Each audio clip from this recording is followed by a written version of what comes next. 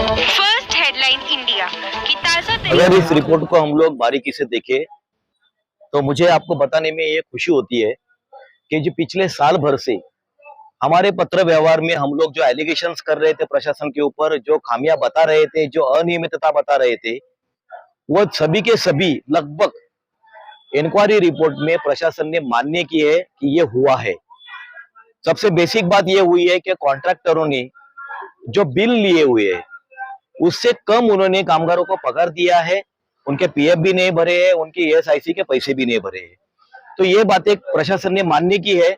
सिर्फ मान्य नहीं की है तो 6 कॉन्ट्रैक्टरों को लेकर 1,35,00,000 की वसूली भी समिति ने वो वसूल करने की सिफारिश की है और वो पैसा वसूल करके कामगारों का पगार दिया जाए, उनके पैसे जो पीएफ ईएसआईसी के वो भरे जाए, ये भी समिति ने उसमें कहा हुआ है। इतना ही नहीं कि 5 जो कॉन्ट्रैक्टर्स है, सन डिजिटल है, एएम रामचंदानी है, ऐसे जो हर्षल टेक्निक है, इनकी टेंडर्स तुरंत रद्द की जाए, ऐसी भी सिफारिश वहां पे जो इंक्वायरी कमेटी है उन्होंने की है। असमाधान की बात कौन सी है जिसमें हम लोग खुशी है, अहवाल मिला है, लेकिन समाधान इसके लिए नहीं है।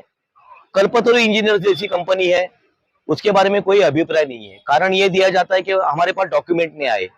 तो मुझे अचरज होता है कि ग्राउंड फ्लोर से दूसरे माले पे अगर डॉक्यूमेंट नहीं पहुंचे होंगे तो इसमें कहीं ना कहीं पर डाउट आता है कि कहीं कल्पतरु को कवर तो नहीं किया जा रहा है। और महत्वपूर्ण बात है कि ये मनुष्यबळ पुरवठा तो जिसमें मैन पावर सप्लाई के कॉन्ट्रैक्ट उनको ही लेके बैठे हुए, लेकिन जो साफ सफाई का कॉन्ट्रैक्ट है कोणार्क कंपनी के पास में, या फिर मालमत्ता सर्वेक्षण का कॉन्ट्रैक्ट है कोलबुर कंपनी के पास में, ऐसी कुछ कंपनियां जो है उनका जिक्र इसमें अहवाल में नहीं है, जबकि उन कंपनियों के कामगारों को भी किमान वेतन से पगार देना इनको बंधनकारक है, लेकिन उनके बारे में कोई जिक्र नहीं है। तो ये लड़ाई आगे भी चलती रहेगी क्योंकि वो भी कामगार जो है, ये जनरल जो कामगार है उनके लिए ये लड़ाई है, तो ये खत्म नहीं हुई है।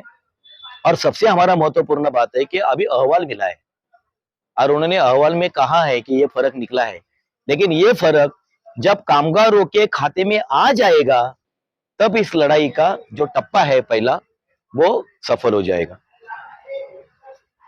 कई समिति में अचरज की बातें उसमें, जैसे झापी कंपनी को कहा गया है कि उनका कोई फर्क नहीं निकल रहा है। जहां तक हमने जो कैलकुलेशन किया है तो वहां पर भी पगार में फर्क निकल रहा है। और अगर हम लोग विशेष भत्ता से अगर बात करें तो वो फर्क 100% निकलेगा, लेकिन उसका जिक्र इसमें नहीं है। तो ये भी देखने वाली बात है कि भाई उनको कवर किया गया है या अहवाल जो है वो न्यूट्रल है। इसमें गौर करने वाली बात यह है कि ईसीएसआई की यदि बात करें तो पिछले 6 महीने से या कई समय से जो नहीं दिया गया है, अब वो तो जो है वापस नहीं दिया जा सकता क्योंकि वो भी कहीं ना कहीं इनको जो है कामगारों को नहीं मिला, तो उसको लेकर क्या किया जाएगा? क्योंकि देखिए अभी ये एक पेचीदा मामला है कि जैसे शार्प सर्विसेज है, शार्प सर्विसेज का ईएसआईसी के पास में कोई रजिस्ट्रेशन ही नहीं था। शार्प सर्विसेज का ईएसआईसी के पास में कोई रजिस्ट्रेशन ही नहीं था। अभी अभी अप्रैल महीने में उनका रजिस्ट्रेशन हुआ है, लेकिन पिछले 3-4 सालों से वो ईएसआईसी का पैसा महापालिका से कामगारों के नाम पर ले रही है। ये पैसा कहां भरा गया, उस पैसे का क्या हुआ, वो पैसे कामगारों के खाते में कैसे आएंगे, बहुत सारी बातें हैं। इसके लिए भी फॉलोअप हमारा चलता रहेगा।